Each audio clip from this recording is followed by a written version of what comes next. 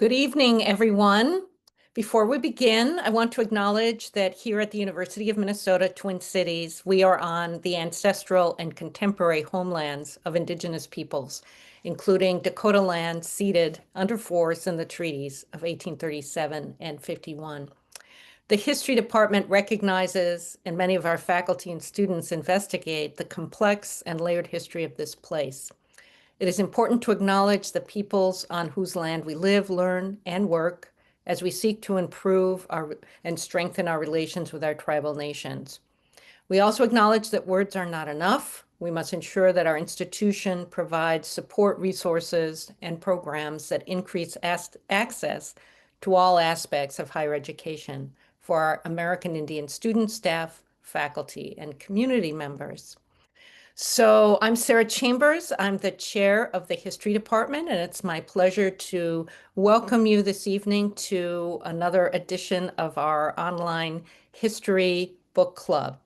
I want to thank Amanda Nelson, our department administrator, who is running the logistics in the background and making sure that things go smoothly.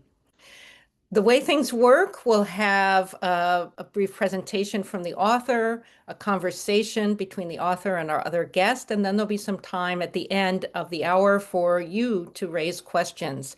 And so as you're thinking of questions, feel free to put them in the chat, and when we get to that part of the program, I will read them out.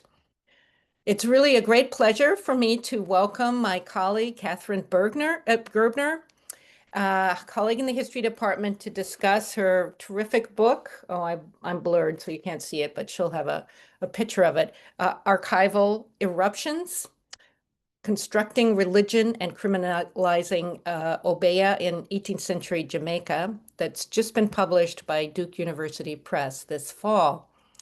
And it's an amazing work of detective research in sources that have been underutilized and really painstakingly drawing sort of connections. And I'm sure she's going to talk about a really terrific methodology in her presentation. She has also, in addition to researching these themes, developed courses, graduate and undergraduate, on religious studies and archival studies. So these are areas that are central to her work. And indeed, she's currently the director of the Religious Studies program here at the university. And we are also joined by our colleague, David Chang, who's a specialist in Indigenous history, most recently of Hawaii and the Pacific Rim. And a wonderful guest. I'm sure he's going to have terrific questions because as Katharine's methodologies, which I mentioned are so interesting and careful and insightful, draw upon others from some of the methodologies developed by scholars in Native studies. So with that, I am going to turn things over to Katharine to tell us a little bit about the book before we bring in David to engage in conversation. Thank you so much, Sarah, for that introduction and for inviting me here to talk about my new book. Let me share my screen. Okay. Is that working for everybody? Great.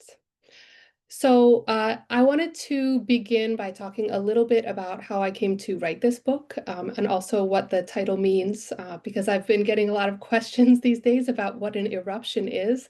So I'll try to clear that up. But I also think that the ambiguity in the title is part of the point, because the book is, among other things, about how to interpret words and the ruptures that are inherent in our communication and also in our archive. So let me begin with the word that started me on this book project. And that is the word obeah. So obeah is an Afro-Caribbean term that is famously hard to define. It's been called an Africana religion, a science, a healing practice, but officially at least it's a crime.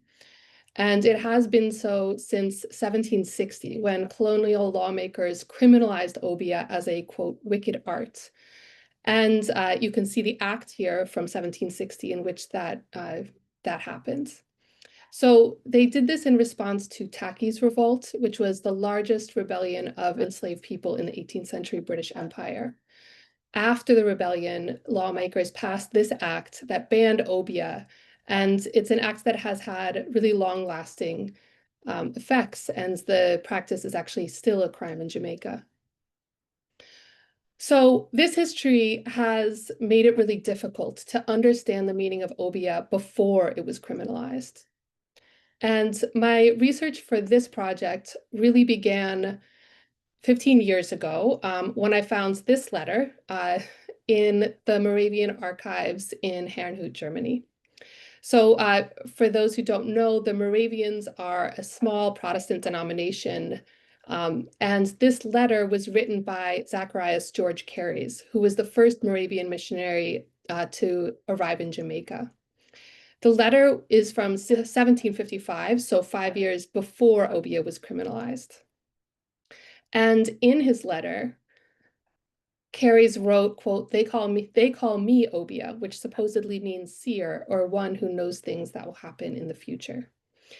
And I remember the moment that I saw this document because I was immediately surprised. This is one of just a handful of references to Obeah that exist before 1760.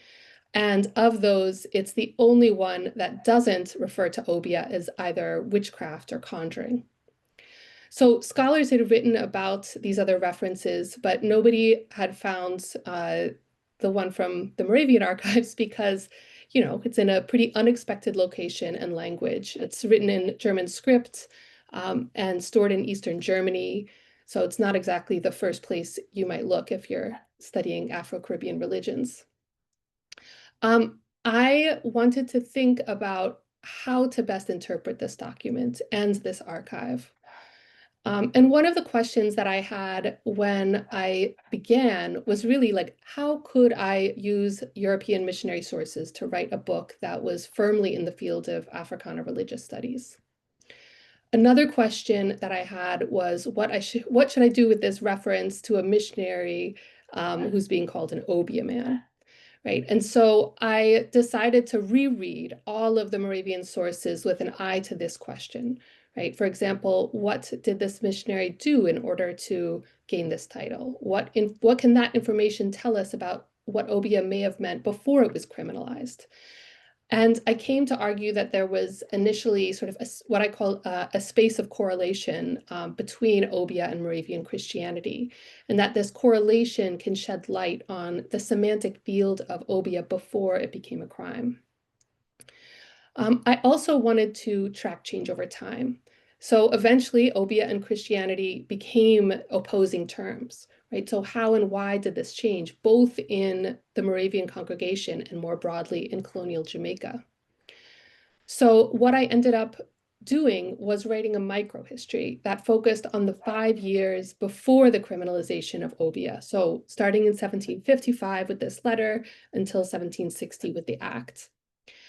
The first chapters looked at spaces of correlation, while the later chapters looked at the processes of policing and criminalization.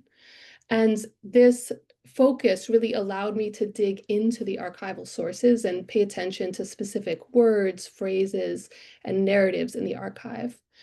And that made me aware of what I came to describe as narrative ruptures. So moments when the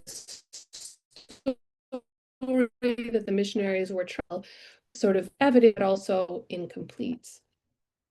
And this gets us to the archival eruption, right? So the book became not only about Obeah, but about archives, and especially how to read colonial and missionary archives with an eye to what I decided to call eruptions. And we can talk about sort of the idea of the eruption and the way I'm sort of trying to build on this incredible scholarship done in slavery studies, in Native American Indigenous studies, in critical archival studies. But I wanted a different type of metaphor to describe what I was seeing. So that is why I started to use this term archival eruption, right? It's a rupture in the narrative field of an archival producer, an archival document that creates an opportunity to write an alternative narrative about the past. And over time, as I continued to kind of really close to read these archives, I started to see different kinds of ruptures in the sources, right? Sometimes it was a case of censorship where information is deleted from one source to the next. Other times it was a surprising term or concept that didn't quite fit, right, with a missionary narrative. So Obeah would be an example of this. But I also could draw on the disjuncture between efforts to translate specific concepts like sin. And these gaps, I came to realize, were an opportunity, but not just in and of themselves, right? I also needed to embed myself in not just the archival sources, but also the scholarship on Africana religious studies in order to begin offering a new interpretation of these records and to try to tell a different history. So in my book, each chapter examines a different type of archival source, so baptismal records to legal records, and it interprets them to tell a story that was not the intention of the archival producer. So one of my chapters reads missionary diaries for what I call gendered eruptions, so to tell the story of a maroon woman named Marjorie, for example. Another reads colonial laws for evidence of Africana religions. So the book became about more than just Obeah, right? It's also, there's the history of the Jamaican Maroons, and it's about the transformation of Africana nations in the Atlantic world. But at the sort of base of this is a method that is really kind of a philosophy of language and communication that's about disjuncture, right? We're all trying to communicate something. We don't always succeed. And this is evident in our archival sources. The book is also about the politics of naming and authority.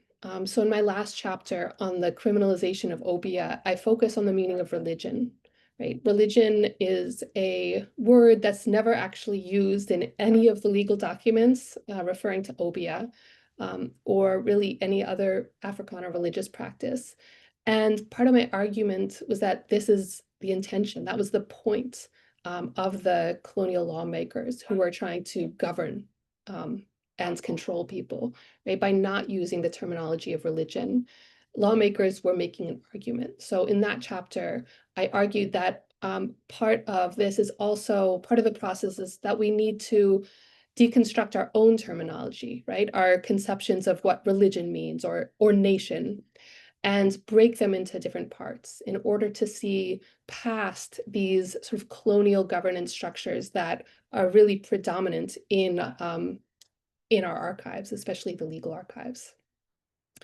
So my hope is that the book offers insights not only into Obeah and Africana religious studies, but also into the problem of the archive, right? How historians can use different types of reading practices and interpretive strategies to shed new light on these archival documents to tell different histories. So with that, I will stop sharing and turn it over to David for a conversation. Thank you so much. Hello. It is such a pleasure. Don't turn it over to me because we're gonna have a conversation. And I am really excited about this conversation. The chance to read this book more thoroughly, look at all this applause that's just bursting across the screens, as well it should.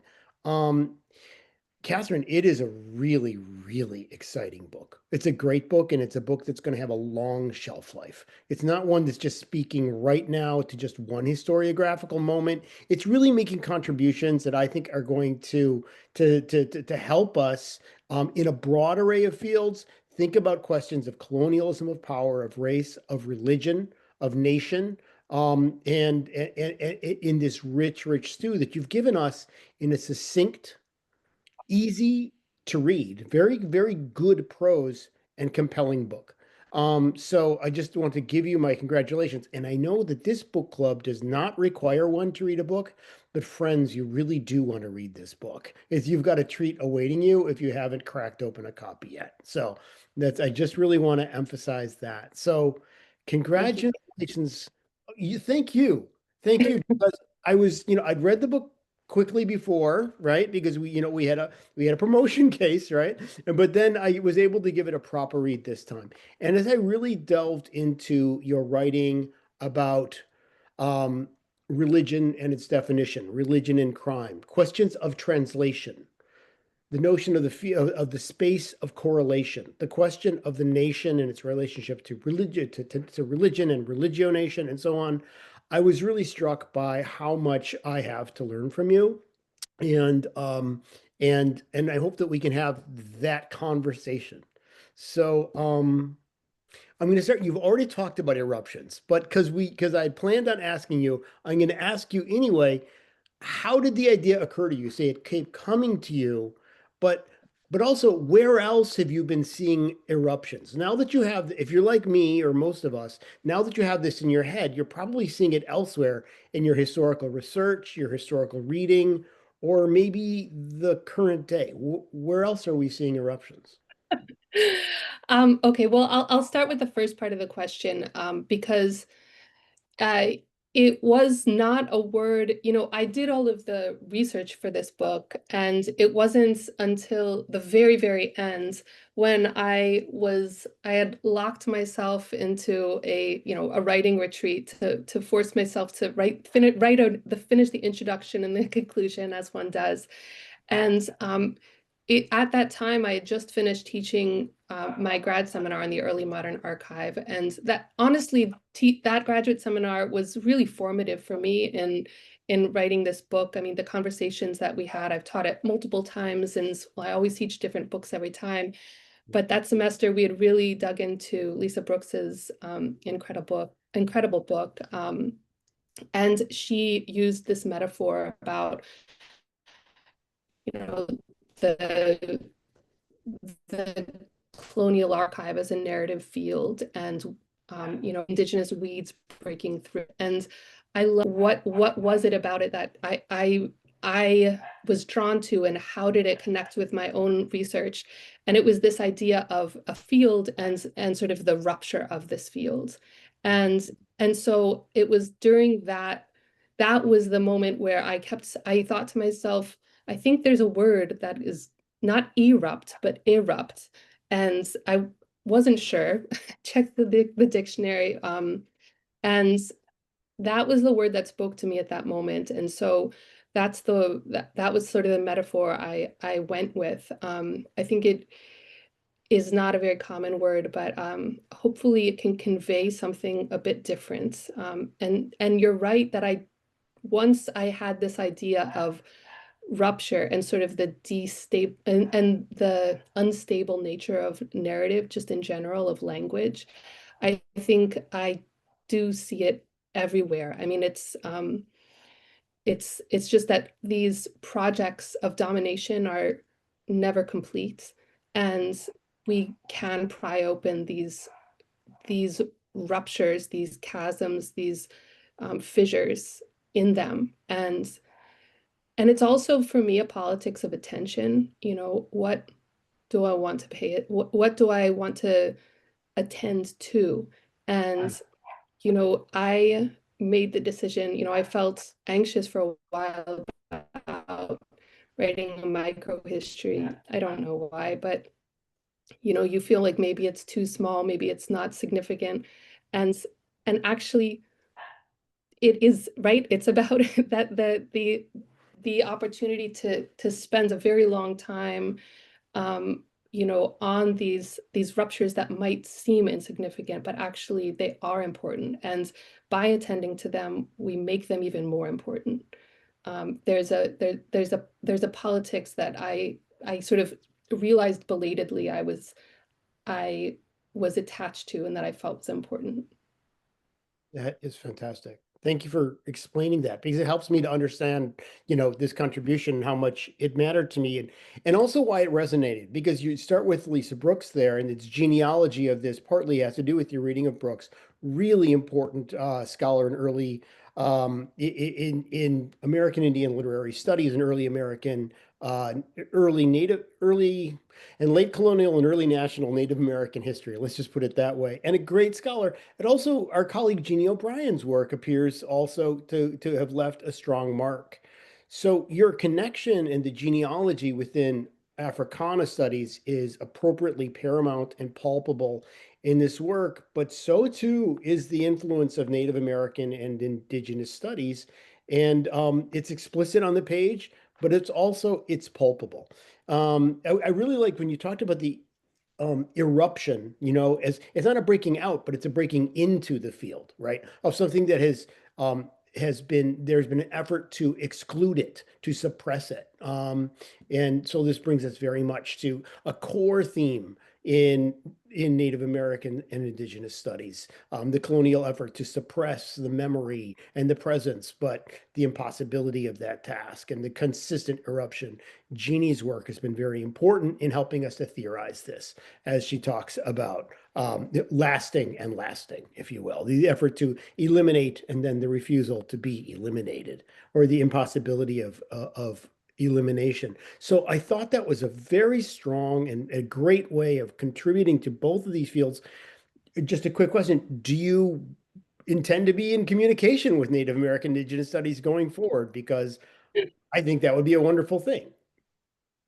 Yeah, so I mean, we've spoken before, and I guess I should just sort of say out loud how much it's meant to be to me and to my education to be part of this department and this university, this program. I mean, we have, incredible colleagues and incredible graduate students in Native American Indigenous studies, and that has had a real impact on me as as an instructor and as a researcher that I'm extremely grateful for. And I do think that it helped me to deal differently with the archives that I was interpreting for this book. I also think that there are some more surprising resonances between Africana studies and Indigenous studies, even in the content of this book. So there were a couple places where this was especially clear to me. I have one chapter on the Jamaican Maroons. And this is the Maroons are, formerly enslaved people, mostly of African descent, who in Jamaica, they created sovereign nations in the interior of the islands and, fought the British government, and in 1739 signed a treaty with the British government. It is a description of the Maroon leader, Akampong, who's wearing a silver medal, which is a representation of that treaty. And these are treaty medals that are also, very common in treaties with Indigenous nations. And so even there is this sort of material connection between this sort of the Jamaican Maroons and Indigenous nations elsewhere. And the other sort of connection, I mean, one of the missionaries actually that I look at was a missionary in North America to the Mexicans before he went to Jamaica. And so I thought a lot about what that meant, sort of the actual circulation of specific people between these different mission spaces. And so aside from the sort of interpretive, archival, methodological sort of connection, I think that there were content-based connections that I would be really excited to continue to explore. That's great. Thank you so much. And it's just an example of one of the very portable and the way that your work can connect to so many of our work. And I think also hear about your work on spaces of correlation. You've taught me before in conversations with you in the past, have helped me to understand my own dissatisfaction with the idea of religious syncretism. And so you reject the idea of talking about Obeah as syncretic, or even of the experience of these people in Jamaica of free, enslaved, and maroon people of Obeah as syncretism, and instead you're looking at spaces of correlation, places where, if you will, there was some overlap between their own religious traditions and this foreign and new religious tradition that is coming to them, which is just such a very fruitful way of thinking about these things.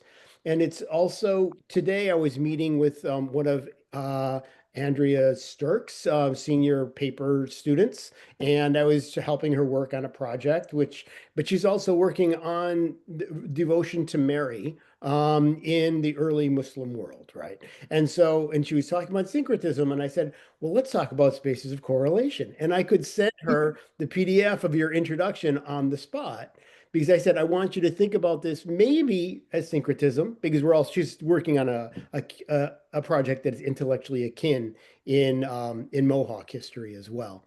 And I said, but let's think about correlation. Could you tell us a little bit about how you came to spaces of correlation and what you think it can do for us? Yeah. So spaces of correlation, the term really draws on the work of Cecile Froment. So she coins that term. And this is coming from art history. So she's an art historian, but also a scholar of the African diaspora. And her first book, The Art of Conversion, which is another book that I taught in my early modern archive seminar. And we actually had Cecile come and talk to us. She uses it really to talk about the Kingdom of Congo and sort of the missions there, and what I think is so brilliant about it, and the reason that I liked to use that concept rather than syncretism is because it doesn't force a kind of I would say sort of an untrue or inaccurate sort of melding. Instead, it allows people to be more wholly who they are and participating in particular, you know, rituals, traditions, ceremonies, wearing particular clothing. There's spaces of correlation also. The reference is physical, right? And so I think it attends more to actual objects, things that would be used in the spaces and the way that people are interacting. It comes, I think that this is a nice corrective to, to sort of scholarship on syncretism or sort of there's a lot of scholarship. I've written a lot also about the meaning of conversion. It reorients our conversation. And it allows different spaces to exist, to correlate with each other, but not have to, necessarily sort of prioritize one sort of tradition over another. So I found it to be a really helpful way to describe what was happening when we have these when we have this missionary who's being called an Obeah, and then I'm reading back through all of these descriptions. I mean, the daily diaries.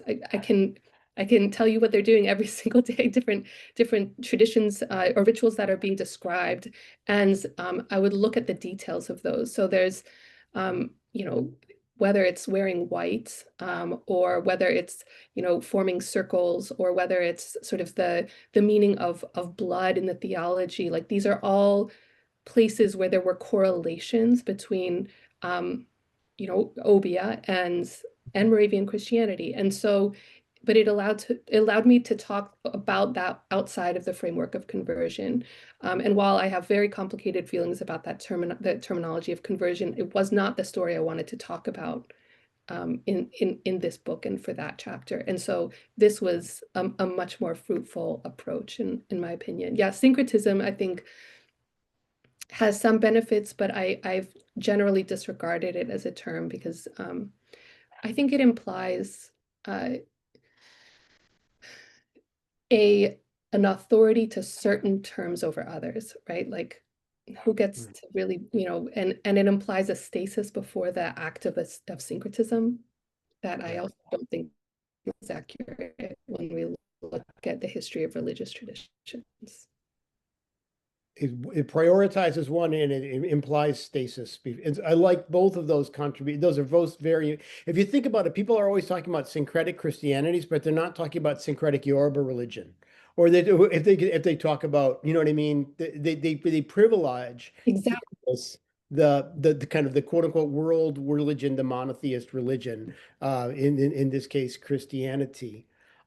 What's really interesting about the space of correlation is she may have been thinking about it in physical sense, but given your work in Eruption, it emphasizes, it becomes a discursive space. It also matters a lot in discursive space, which is where you do such beautiful work on translation, and you pay so much careful attention to the translation of the word sin, or the untranslatability of the word sin, and the difficulty that the missionaries had in dealing with that word.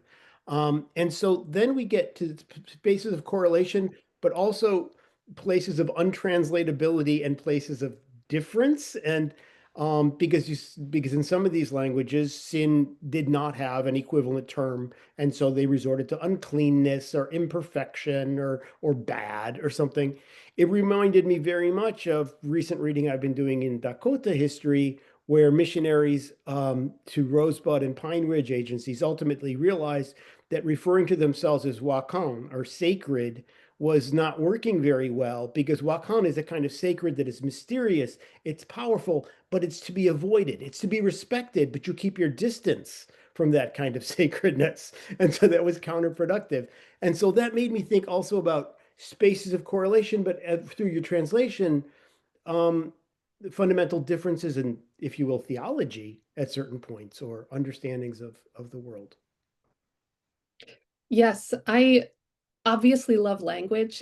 I love sort of the act of translation and the way that I think it's, for me, it's just a magnified version of the problem of communication through language. I think this similar misinterpretations occur even when, speakers of the same language, but it's especially evident when you have an actual translation gap. And so again, this is where the significance of rupture, eruption seems really helpful.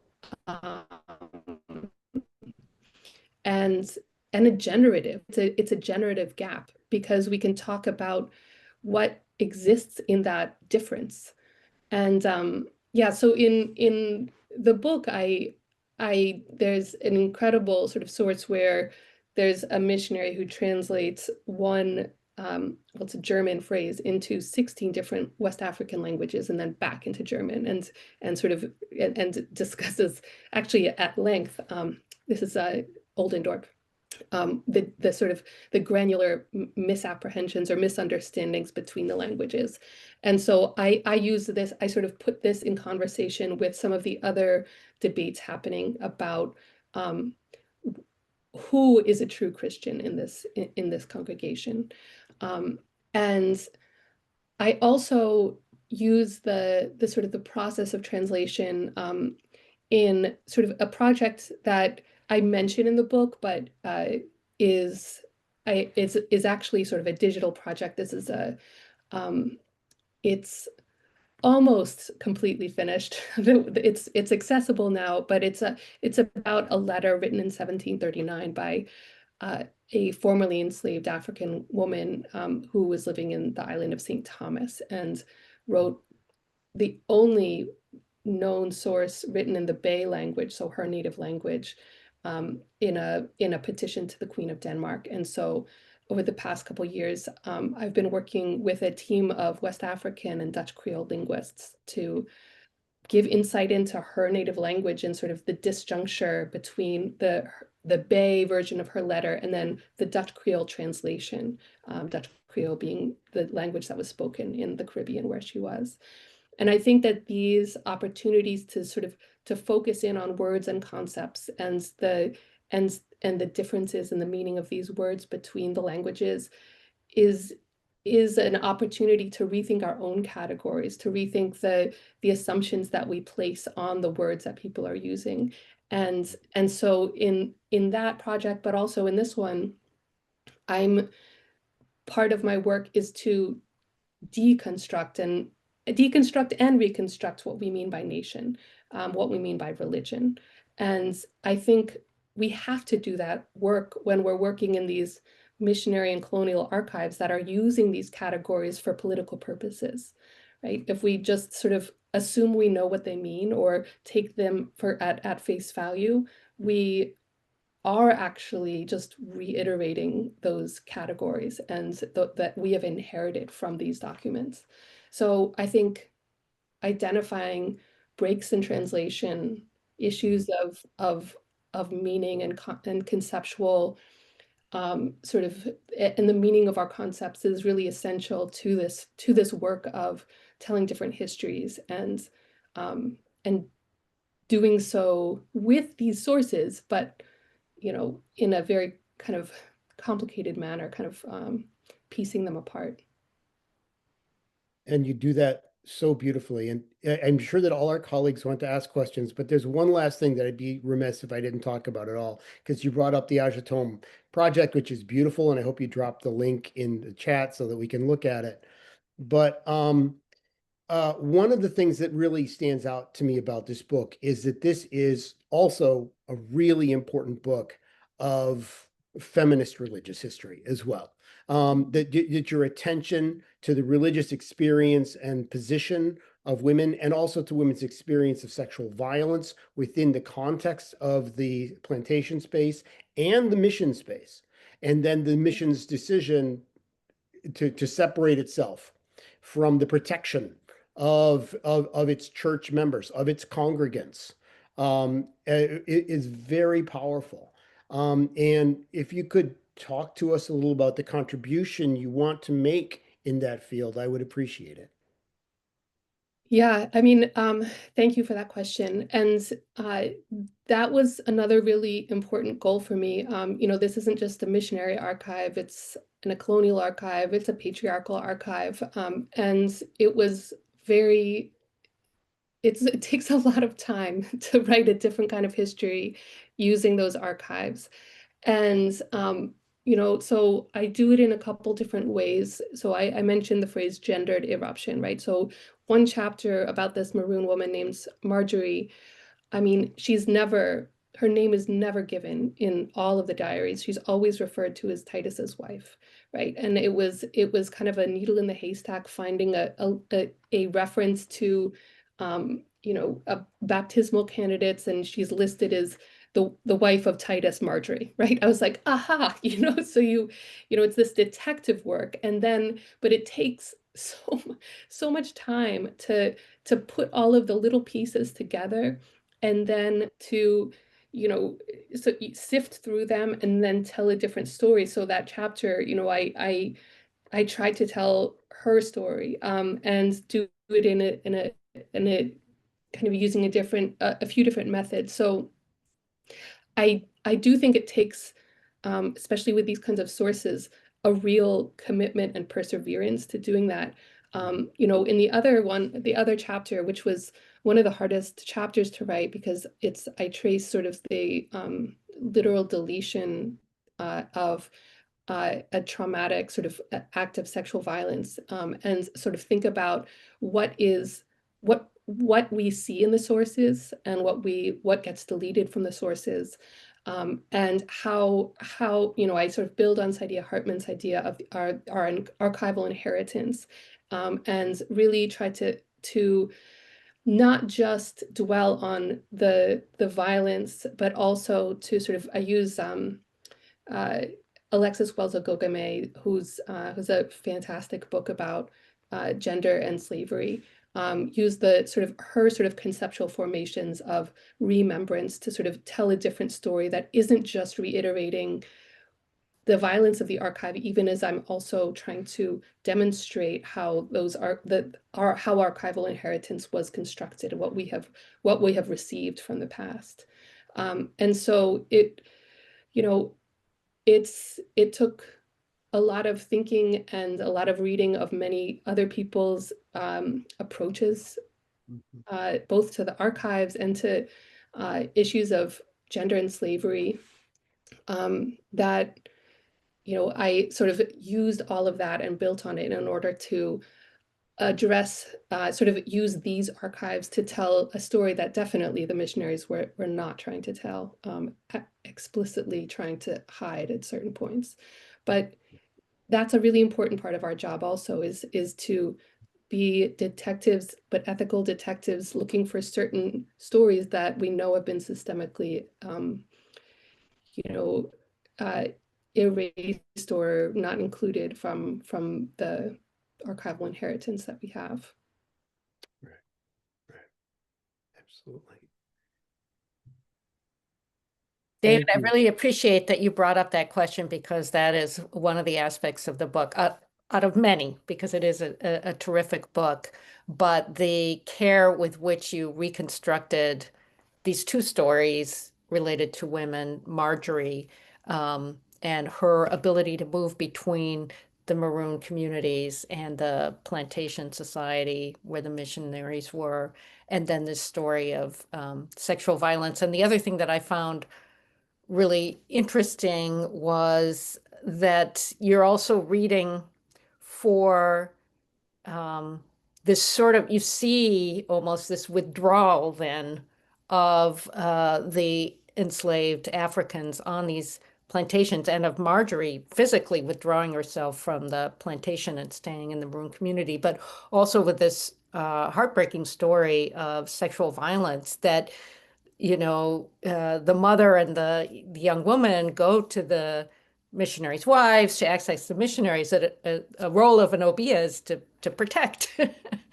these women, and the missionaries are unable to offer that protection. And then you trace this sort of like they had been making drawing more people into their church, and then people kind of start withdrawing as their power kind of ebbs away with the enslavers and the other people in the dominant society clearly showing their power, and that they are not going to be punished for those kinds of acts. So really appreciate that. Okay, and now we have a question in the chat from Calvin Cummings.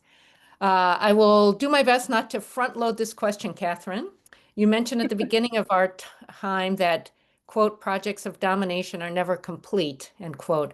As I have already celebrated, religio nation, a term you coined, responds to the concerted efforts to criminalize and racialize religio-political practices. This term, religio nation, articulates something about the semantic field for the Obeah, as well as the projects of domination. Might you speak about how you came to this move in language and why? Thanks, Calvin. So the move in language being sort of the articulation of this idea of the religio nation is what I'm hearing. As I do use the religio political also. Religio nation, so this is really chapter 2, where the source that I'm sort of the genre that I'm close reading are the baptismal records. And there they have nation as one of the categories. But of course, the idea of a nation also is a very complicated one, right? And so there has been a lot of scholarship that actually argues against the use of the word nation for African diasporic peoples, and instead an emphasis on ethnicity, right? And but I was following scholarship, especially Diane Stewart and Tracy Hux's new books on Obeah and Orisha, and they make a really compelling argument for the word nation. They italicize it instead of having it in kind of regular, I don't know, normal prints, to distinguish it from sort of the idea of the nation state. But I was compelled by the way that they sort of embraced the nation as a term within the African diaspora. And I was convinced also that this was an important term for, the Africans and African descended people who were, that I was seeing in the records, and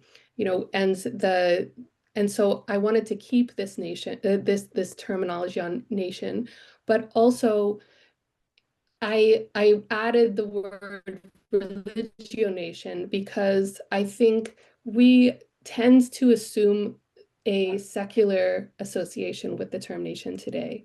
And I don't think it's accurate today. I also don't think it's accurate in the past.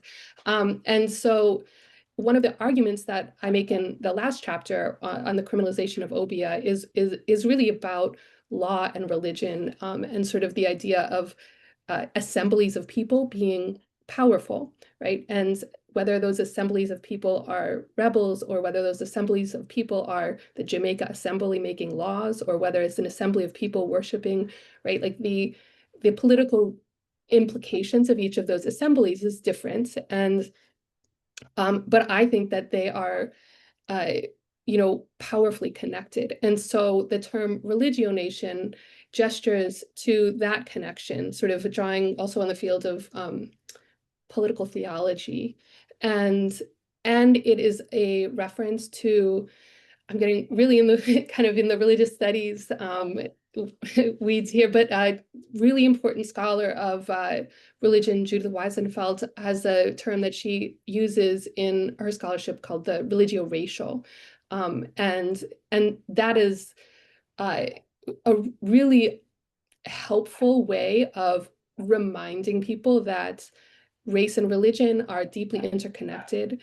And my first book looked at sort of the history emergence of whiteness out of the term Christian. So this is another kind of commitment I have, is sort of demonstrating the intertwined nature of these categories. And so the reason I wanted to use the term religionation was because it was sort of, it was a reference both to Weisenfeld's religio-racial and to Huck's and Stewart's idea of the nation, and to put them together to show that. And the argument here was that Obeah was not just a religion. It's not just, it's a kind of a religionation, and in which people, the members of the Moravian congregation, for example, are bringing to bear their sort of national memories, their religious experiences, etc., into this new formation. And so the concept of the religionation tries to speak to that, and to give different language to this community, aside from like a term like congregation, which I will use, but I don't think it has more of a kind of like a Protestant Christian resonance. And so I do a lot with trying to play a little bit with our words to jolt us out of our preconceptions, or what we might assume a word means. Mhm. Great, thank you. Sarah Dees asks, if you feel like saying more about words, you use both rupture and eruption to describe things that are happening in the archives. How do these terms speak to distinct, although maybe correlative, issues or incidents or processes? That's a good question. I think, and I've started using the word rupture more, partly because nobody knows what an eruption is. And so part of it's practical, but being serious, like an eruption is something that comes through, right? So I would say that Obeah, like the presence of that word, was an eruption, right? And whereas, I would say something like a gap in a translation, or sometimes I will compare two missionary descriptions of the same event, and they are in conflict. That is more of a rupture rather than an eruption, but you can still interpret the rupture. I mean, I almost picture kind of like the difference between something coming through the narrative versus like a tectonic kind of fissure in the narrative that you can peer into. Very interesting. Jalile Serial says, this is great. Thanks, Katharine. Looking forward to reading the book. Question, what was your audience as you were writing the book? Given your hesitation to writing a microhistory, I'm wondering if that was partly because of having a particular audience in mind. Thank you for that question. What was the audience? Honestly, I mean, I guess there are a few different audiences. I wanted to write a book partly for this specific book series that I published in. So I wanted it to be in the field of Africana religious studies specifically. And that was really important to me. It was Uh, and so, Diane Stewart, who's one of the scholars I mentioned, she's one of the editors for this book series. And I wanted to figure out how to use these sources in a way that spoke to that field. And she and Tracy Hucks wrote a 2013 article on sort of the creating this field as sort of a transdisciplinary field. And I think that was an inspiring article for me, and I felt like this was a historical archival contribution to a transdisciplinary field. Also, I think the field of religious studies was important to me. Obviously, I'm a historian, but also a religious studies scholar. And my first book, I guess, was a little bit more on the, I don't know, what are these disciplinary conventions and boundaries, but maybe more on the history side, even though it's Christian, obviously, religion too. But I wanted it to be a little bit more theoretical. So yeah, I don't know, my hesitation in writing a microhistory, I think I was worried I would just stay in kind of the details too long and nobody would care what I was saying. But I also have such incredible admiration for microhistories and people who've written microhistories. So, like most of our fears, it was probably unfounded, but I'll stop Yes. talking about it.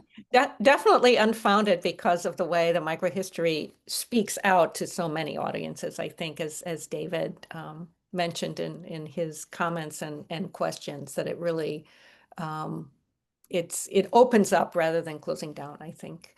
And Sarah Deese has put the link to the series in which the book appears and the kind of field that you're in conversation with there. And I had earlier put in the link to the digital project about translation and the letter of Aja, of the woman who talks about different ways of thinking about where she's from in Africa. And so MJ writes, sorry to move so briefly from the book to the other project you mentioned, but I'd love to hear a bit more about the letter translation project.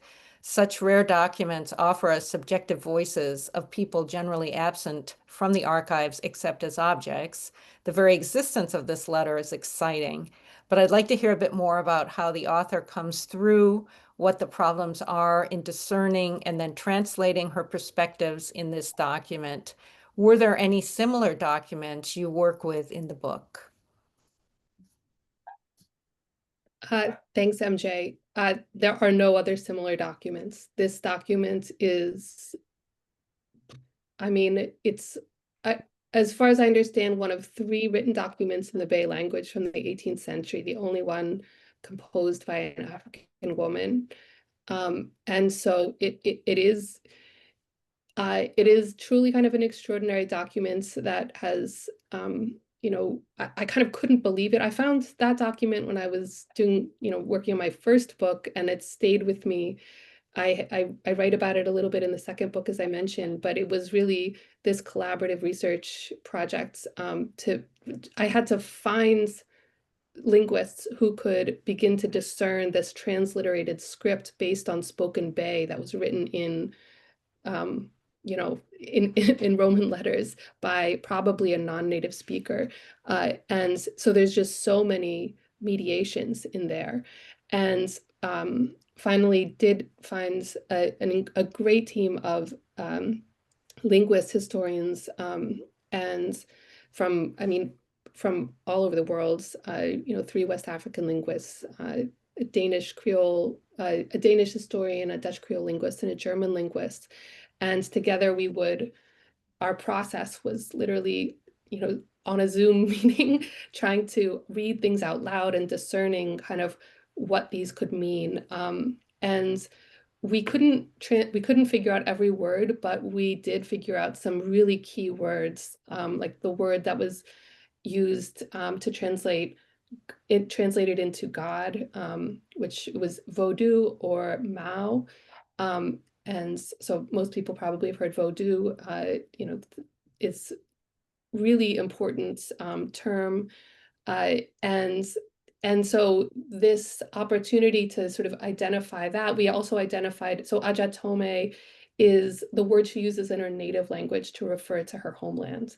And in the Dutch Creole version, she calls it Popo in Africa, so not Ajatome. And so there's a difference between these terms. And so the questions that we asked were, what does that mean? You know, we're not trying to say she's one or the other, right? It's more just like recognizing the multiple layers of meaning and an identity and history that are layered into this document and through its translations.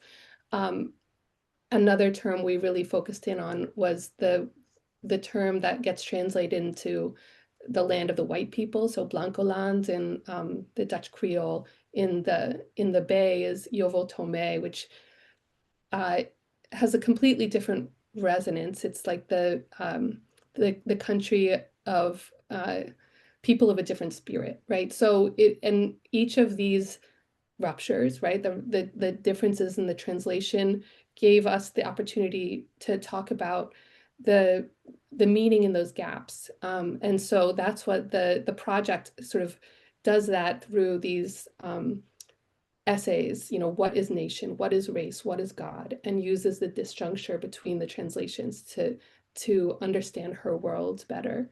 And so the project is almost done. We're finalizing one last page that will be an interactive feature of the letter itself, where you can scroll over and see little pop-ups of the specific words and short descriptions that allow you to go into that essay, sort of do the deep dive on that word.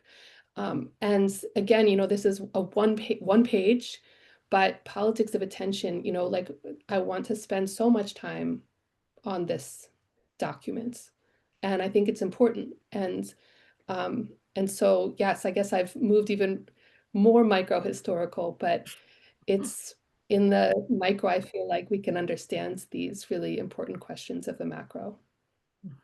Absolutely. So I've put the link in again, so you can see what's up there now, but be sure to check back as the project is completed and more of the essays and pop-ups with the translations are added in. So this was really a fascinating conversation.